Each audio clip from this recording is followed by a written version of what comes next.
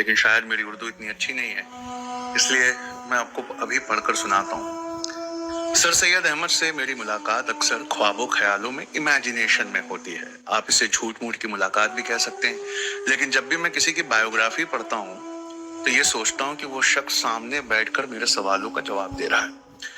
तो उन्होंने मुझे देखा मेरे ख्वाबों ख्यालों में और फिर मुस्कुराए और कहा कि तुमसे जमीन पर मुलाकात तो नहीं हुई, मगर इस सोच के मैं खाने में तुम्हें यूं ही अक्सर आता जाता देखता हूँ। तुम्हें देखकर लगता है जैसे हमारी सदियों से जान पहचान है। अपनी कौम के लिए अल्लाह से जितना इल्म तुम मांगते हो, तुम्हारी उम्र में मैं उससे कई गुना ज्यादा अपने रब से मांगा करता था। जिस वक्त मैंने होश संभाला तभी एएमयू की नींव रखने का फैसला कर लिया। जिस वक्त मेरी फिक्र उरूज पर थी, ठीक उसी वक्त सल्तनत मुगलिया का शिराजा बिखरा हुआ था।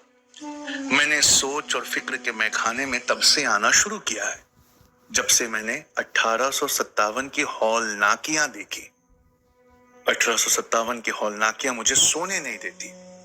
मैंने अपने रिश्तेदारों को बरतानिया हुकूमत के जुल्म और बर्बरियत का शिकार होते हुए देखा, लेकिन अल्लाह के रसूल की सुन्नत निभाते हुए मैंने फिर भी कई अंग्रेज औरतों और बच्चों की जानें बचाई। पर तुम्हें मैं अक्सर यहाँ इस सोच के मैखाने में आता हुआ देखता हूँ। क्या तुमने भी कोई हौलनाकियां देखी है? मैं सोचने लगा, या खुदा, मैं इन्हें कौन सी जुल्म और कौन से बर्बरियत के बारे में बताऊं?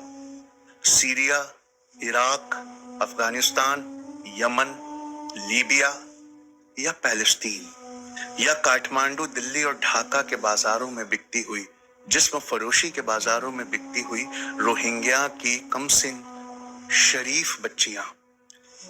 कहीं सर सैयद अहमद का दिल ना टूट जाए इसलिए मैं खामोश रहा। उनकी शान में कसीदे पढ़ने लगा। मैंने कहा, आपके लिए डॉक्यूमेंट्री बनाने वाले आपको वक्त का अजीम मुदब्बिर, मुफक्किर कहते हैं। आपने जिस मैदान में भी कदम बढ़ाया, अपनी तहरीर, तकरीर, तर्ज अमल से कभी ना मिटने वाला काम किया। मेरी इन तारीफों को सुनकर वो मुस्कुराए नहीं। कहा, कसम है वहदहू ला शरीक की, रोजे महशर ये लफ्ज काम नहीं आते। वहां तो कुरान पाक की सिर्फ एक आयत पे बख्शा जाता है, जिसमें अल्लाह फरमाता है, रोजे महशर कुछ काम नहीं आएगा सिवाय दिल और उसकी नियतों के। फिर वह एक अजीब सी कैफियत में खो गए, क्योंकि उनकी नियत में हिंदुस्तानियों की सरबुलंदी थी, जदीद तालीम की तहरीक और अलीगढ़ मुस्लिम के कयाम। ये उनके नाम से कभी ना मिटने वाला जिंदा और जावेद काम है। फिर उन्होंने मेरी तरफ देखा और कहा कि तुम्हारे चेहरे पर भी इस फिक्र का कुछ असर मैं देखता हूं, इसीलिए तुम्हारी तरफ रागिब हुआ हूं और अपनी बायोग्राफी के थ्रू मैं तुमसे बात कर रहा हूं। कदीम फिलॉसफियों के साथ, कदीम उलूमों के साथ जदीद तालीम। मेरे इस मिशन का क्या हुआ? मैं सर सैयद अहमद का इशारा समझ गया कि वो एएमयू की बात कर रहे हैं। फिर उन्होंने कहा कि मैंने कई इनकलाबों में पार्ट लिया। मैंने अपनी ममलूकत दुकानों का किराया तक मदरसों के लिए वक्फ किया, कौमों को जदीद उलूमों से आरास्ता कराने के लिए और जमाने के नए तकाजे सिखाने के लिए मैंने साइंटिफिक सोसाइटी भी कायम की, मदरसे भी कायम किए, साइंटिफिक सोसाइटी भी कायम की, कुरान का तर्जुमा भी किया और चेचक के खिलाफ वैक्सीन निकालने के लिए, चेचक को जड़ से मिटाने के लिए भी तहरीक चलाई। मैंने कहा, सर आपको मुबारक हो। Atal ranking of institution on innovation में मौजूदा एनडीए गवर्नमेंट ने एएमयू को एक्सीलेंस का अवार्ड दिया है। वो सुनकर मुस्कुराए, फिर उदास हो गए। क्या कहा, ये वही गवर्नमेंट है जो आए दिन हमारे बच्चों पर धाराएं लगाकर उन्हें जेलों में डालती है? मैंने कहा, जी हाँ, लेकिन इनोवेशन अचीवमेंट में एक्सीलेंस का अवार्ड भी उसी गवर्नमेंट ने दिया है। जामिया मिलिया इस्लामिया को first rank amongst all university भी उसी गवर्नमेंट ने दिया है, और इनोवेशन में एएमयू को भी फर्स्ट अवार्ड उसी गवर्नमेंट ने दिया है। वो मुस्कुराए, फिर उदास हो गए। कहा, फिर कुछ लोग इस कौम को पंक्चर बनाने वाली कौम क्यों कहते हैं? मैंने कहा, क्योंकि 10 में से 4 मुसलमान कभी फॉर्मल स्कूलिंग में दाखिल ही नहीं हुए। माइनॉरिटीज में हमारा परसेंटेज सबसे ज्यादा है, लेकिन ग्रेजुएशन में हमारा परसेंटेज सबसे कम है। मिडिल स्कूल से आगे सिर्फ 50% लोग ही बढ़ पाते हैं। हमारा लिटरेसी रेट भी 57.3 है, जबकि हमारे SC, ST, OBC भाइयों का परसेंटेज नेशनल एवरेज 74.4 है। हम 57.3 पे रुक गए। AMU, जामिया गिनाने के लिए ये 2 नाम हैं। कुछ और यूनिवर्सिटीज को हम इसमें जोड़ सकते हैं, लेकिन हमारे जैन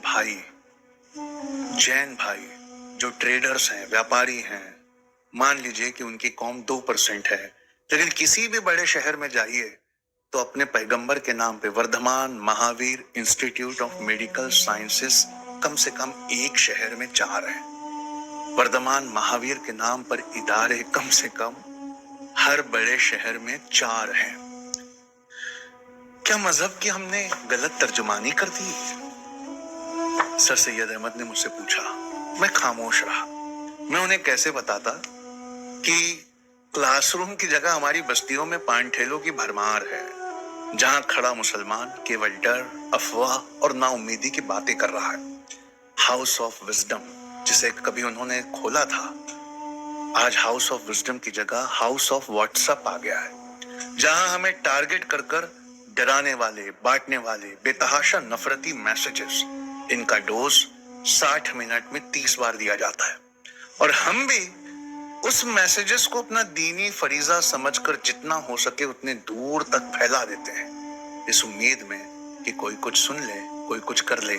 पर बेबसी का आलम यह है कि 7 दिनों से सारी दुनिया के मुसलमान पैलेस्टीन के बच्चों का, उनकी वाइफ्स का, उनकी बेटियों का जीनोसाइड देख रहे हैं, पर हम में से किसी की हैसियत नहीं, 57 इस्लामिक मुमालिक में किसी की हैसियत नहीं कि यूनाइटेड नेशंस में या किसी बड़ी संस्थान में आवाज उठाकर उसे बंद करवा दे। आंकड़े बताते हैं कि उच्च शिक्षा में मुसलमान छात्रों की संख्या केवल नाम मात्र है। गरीबी का यह आलम है कि अपर प्राइमरी आते आते 20% मुसलमान बच्चे पढ़ाई छोड़ देते हैं और कोई ना कोई छोटा मोटा काम करके होटलों में टेबल पर चबाई हुई हड्डियां साफ करके अपने घर की मदद करने निकल जाते हैं। वो कुछ देर खामोश रहे, फिर पूछने लगे, क्या उनके माँ बाप जाहिल है? मैंने कहा नहीं, पर माँ बाप की तनख्वाह इतनी नहीं है कि 3-3 महीनों की कोचिंग के लिए 1.5 लाख तक फीस दे सके। उन्होंने मेरी तरफ देखकर कहा, तुम कितनी लेते हो? मैंने कहा मैं ऑनलाइन पढ़ाने का फीस नहीं लेता। जिस ऐप की कंपनी के थ्रू मैं पढ़ाता हूँ वो इंटरनेट चार्जेस 500 रुपया लेती है। उन्होंने कहा कि हमारी कौम की कौन सी बात सबसे ज्यादा तुम्हें मायूस करती है?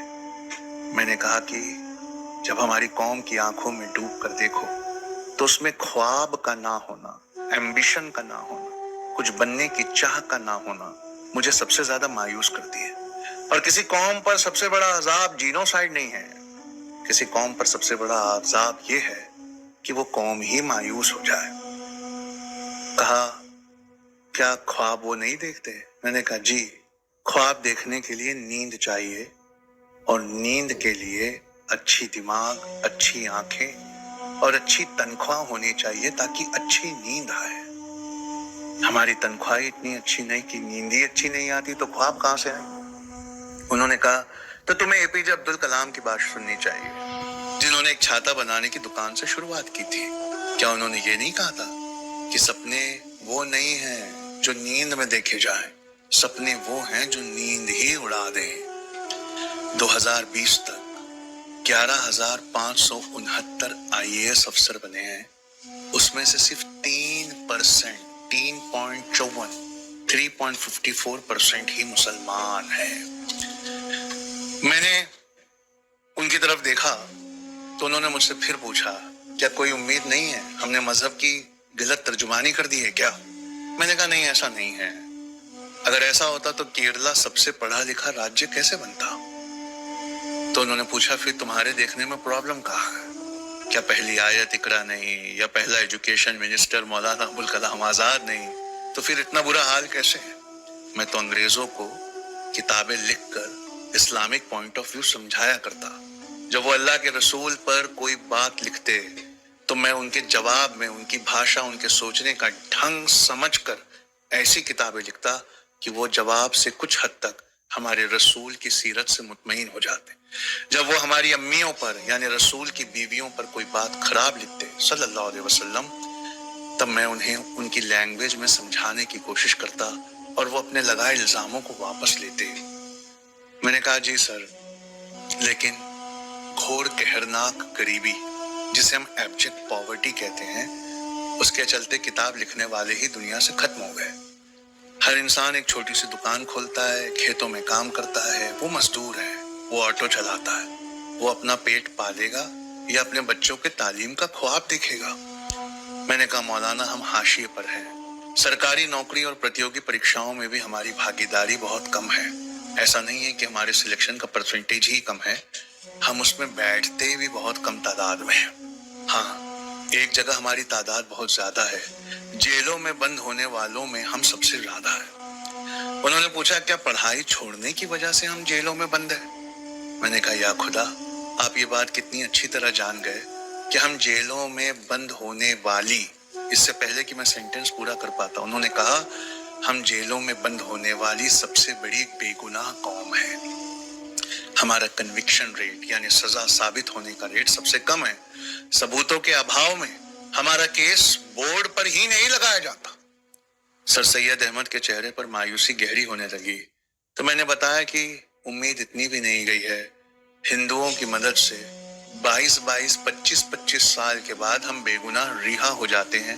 اگر وہ بہترین سیکولر ہندو نہیں ہوتے تو یہ امید بھی ختم ہو جاتی۔ اسکولوں میں ڈراپ آؤٹ ریٹ سب سے زیادہ ہے، اور ایک لائن سناتا ہوں، The level of education decreases in Muslims as the level of education increases. The level of education decreases in Muslims as the level of education increases. وہ اتنے پڑھے لکھے تھے کہ اس سینٹنس کو سمجھ گئے۔ اور جو پڑھے لکھے ہیں کیا وہ اپنی قوم کے لیے کچھ نہیں کرتے؟ میں نے کہا کرتے ہیں۔ واٹس ایپ میں بیٹھ کر بڑے بڑے میسج لکھ کر اس غریب بے بس قوم کو کوستے رہتے ہیں، بلکہ یوں کہہ لیجئے کہ وہ اس کی غلطیاں گناتے رہتے ہیں۔ کیوں؟ وہ فرسٹریشن اور وہ کم ہمتی جس سے وہ سرکار اور پاور کو کچھ نہ بول پائیں، وہ ان غریبوں پر نکال دیتے ہیں۔ ہم میں سے یا تو بہت کم پڑھے لکھے ہیں، جو پڑھے لکھے ہیں وہ قلم کی مزدوری کر رہے ہیں۔ House of author, house of wisdom. House of wisdom تو یہ ان کے بس کی بات ہی نہیں ہے۔ ان کا وزڈم صرف اتنا ہے کہ پڑھ لکھ لینے کے بعد اپنی قوم کی غلطیاں کیسے گنائی جائیں۔ تو جتنے علی گڑھ سے نکلے ہوئے فارغ لوگ ہیں وہ واٹس ایپ کے شیر ہیں، ہاؤس آف واٹس ایپ کے مصنف ہیں۔ کہاں ہاؤس آف وزڈم بنایا گیا تھا مصنفوں کو پیدا کرنے کے لیے، کہاں ہاؤس آف واٹس ایپ ہے جو اپنی ہی قوم کو کوسنے والے مصنف پیدا کر رہا ہے۔ لیکن اس میں بھی آپ کی علی گڑھ مسلم یونیورسٹی تھوڑی الگ ہے۔ موجودہ زمانے میں وہاں کے جو اسٹوڈنٹس ہیں وہ ہر طرح کے ریزسٹنس کے خلاف اپنی آواز اٹھا رہے ہیں، بجائے اس کے کہ ہم ان کا سپورٹ کریں۔ پیپر میں ہم صرف یہ پڑھ کر چپ ہو جاتے ہیں کہ ان پر فلاں دھارائیں لگائی گئی۔ علی گڑھ مسلم یونیورسٹی ڈاکٹر اور انجینئر بنانے کے لیے میں نے پیدا نہیں کی تھی، علی گڑھ مسلم یونیورسٹی لیڈر بنانے کے لیے میں نے پیدا کی تھی۔ میں نے کہا ہاں وہ لیڈر سرکار کی لگی دھاراؤں کی مدد سے پیدا ہو رہے ہیں، امید ہے کہ آنے والی نسلوں کو یہ گائیڈ کریں گے۔ پر میں نے تمہارے واٹس ایپ پر خوشخبری اور مبارکباد دے کر کئی بچوں کے IAS کے نام شیئر کرتے دیکھے۔ اس لسٹ سے میں نے کہا ساری قوم کا اندازہ نہیں لگایا جا سکتا۔ پھر ایک جینوں کی مثال ہے، شاندار قوم ہے، 2% جین ہیں، 8% سلیکشن ہوتے ہیں، پر ان کی کوئی بھی لسٹ نہیں گھومتی، وہ محنتی ہوتے ہیں۔ ایک اچھے سپنے کو لے کر اگر ہمارا بچہ کوٹا یا دلی کی طرف بڑھتا بھی ہے تو گھر میں مہنگائی کی وجہ سے بڑھ رہے خرچ کے چلتے پھر اس بچے کو ایک فون آتا ہے، بھیا گھر واپس آ جاؤ۔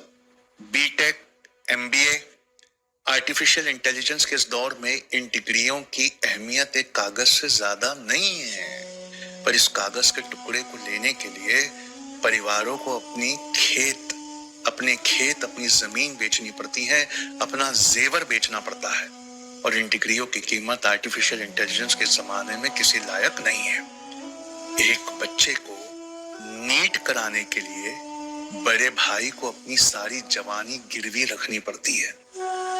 मुसलमान बच्चों को भी ये समझना होगा कि अगर अपनी हालात में सुधार लाना है तो उन्हें 200% मेहनत करनी होगी। फिर वो कहने लगे हम अपने बच्चों को कब तक राजा बेटा हीरा बेटा कहेंगे। इसकी जगह हमें अपने बच्चों को एक अच्छे स्टूडेंट की शक्ल में देखने की आदत डालनी चाहिए। जिंदगी मुकाबले का दूसरा नाम है। दुनिया में जिस भी कौम ने तरक्की पाई, उन्होंने ऐन भेदभाव के वक्त अपनी जड़ों को और गहरा किया, अपनी बुनियाद को और पक्का किया। उन्होंने कहा तुम जानते हो, मैं अपनी कौम को जदीद तरक्की और जमाने के नए तकाजों से आगाह करना चाहता हूं। मैं अपनी कौम को जदीद तरक्की और जमाने के नए तकाजों से आगाह करना चाहता था। क्या तुम मुझे इस बारे में कुछ बता सकते हो? मैंने कहा इंडस्ट्रियल रिवॉल्यूशन 4.0 आया है, जहां मशीनों में इंटेलिजेंस है और इंसान धीरे धीरे बेवकूफ हो रहे हैं। हम रट रट कर याद करने को एजुकेशन कहते हैं। विकिपीडिया इसी को एक बार अपडेट में याद कर लेती है और वो उसे अपडेशन कहती है। अगर हर सवाल का जवाब बता देना उस सब्जेक्ट की मास्टरी समझा जाए तो गूगल का मुकाबला दुनिया के किसी भी सब्जेक्ट के मास्टर किसी भी फील्ड में नहीं कर सकते। अगर आपकी पसंद और नापसंद का ख्याल रखने को गहरी दोस्ती कहा जाए तो इस वक्त YouTube से बढ़कर आपका कोई दोस्त नहीं है। और अगर इंसानी मिजाज के हिसाब से आपका मूड बदलने वाले साकिए करार बनकर अगर कोई आपको वो मूड बदलने वाली शेर व शायरी या गाना सुना दे तो इस वक्त आपका साकिए करार स्पॉटिफाई और नेटफ्लिक्स से बड़ा कोई और नहीं है। इसमें से हर एक साइकोलॉजी को, हमारी साइकोलॉजी को गहराई से समझते हैं। ये वो एल्गोरिदम्स हैं जो हमसे कहीं ज्यादा इंटेलिजेंट है और ये सब फ्री है। तो उन्होंने कहा असल में फ्री कुछ नहीं होता। जब कोई प्रोडक्ट फ्री हो तो इसका मतलब इंसान ही प्रोडक्ट है। और ये कंपनीज हमारी निजी आदतों का डेटा इकट्ठा करके हम पर एक एक्सपेरिमेंट चला रही हैं और उस एक्सपेरिमेंट में हमारी सारी कौम टिकटॉक और इंस्टाग्राम की रील पर फंस गई। भला हो इसी गवर्नमेंट का जिसने टिकटॉक बैन कराया, लेकिन अब वो इंस्टाग्राम और यूट्यूब के रील्स में चली गई। दरअसल इन प्रोडक्ट्स और एक्सपेरिमेंट ने समाज को पूरी तरह से हैक कर दिया है।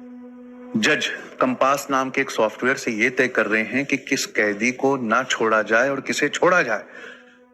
और इसी सॉफ्टवेयर का एक छोटा वर्जन बैंक इसलिए यूज कर रहे हैं कि किसे लोन ना दिया जाए।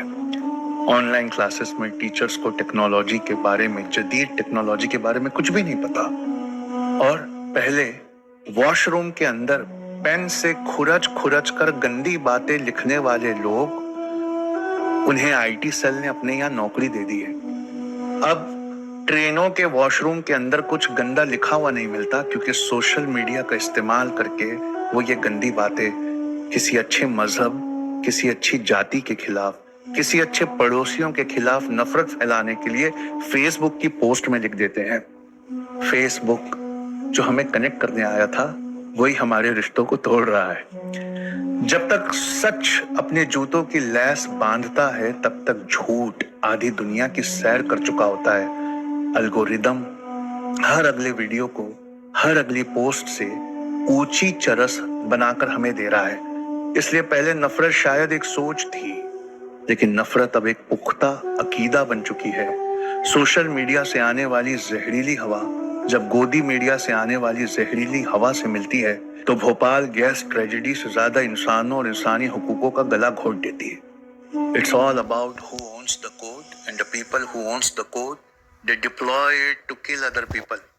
एआई को यह कहा गया है कि हर तरह की इंसानी इंफॉर्मेशन जो इंटरनेट पर है क्लासिफाई करो, डाइजेस्ट करो, आईपी एड्रेसेस का यूज करो और दुनिया को जितना बांट सको बांटो। उन्होंने कहा कि मैंने अलीगढ़ यूनिवर्सिटी बनाई थी अपने जमाने से आगे के सिलेबस को पढ़ाने के लिए। क्या हम क्लाउड कंप्यूटिंग अलीगढ़ में पढ़ाते हैं, या आर्टिफिशियल इंटेलिजेंस पढ़ाते हैं, या हाइड्रोपोनिक एग्रीकल्चर, बिना मिट्टी बिना पानी का एग्रीकल्चर, इनमें से कोई चीज सिखा रहे हैं? मैंने कहा पिछली बार मैं अलीगढ़ गया था, वहां मैंने देखा कि टीचर अपना लेक्चर बिना प्रिपेयर किए क्लासेस में आ रहे हैं। एआई इतना पावरफुल है कि वो हमारी shopping habit, reading habit, communication habits और पूरे वक्त हमारे फोन में बैठकर हमें सुनता रहता है। और क्लास में बैठे हुए बच्चे अपनी टीचर की किसी बात पर ध्यान नहीं देते। डेमोक्रेसीज को कॉर्पोरेट सर्विलांस के साथ मिलाकर इंसान को इंसान से बांटा जा रहा है और गरीब आईटी सेल के मैसेजेस को पढ़ पढ़कर एक दूसरे का बॉयकॉट कर रहा है और अमीर इस डेटा को खरीदकर अपनी चीजें बेच रहा है। लेकिन अमीर अपनी चीजें बेचे वो ठीक है, पर इसी डेटा को खरीदकर लीडर अपने वोट को बनाने के लिए इन दूरियों को बढ़ा रहे हैं।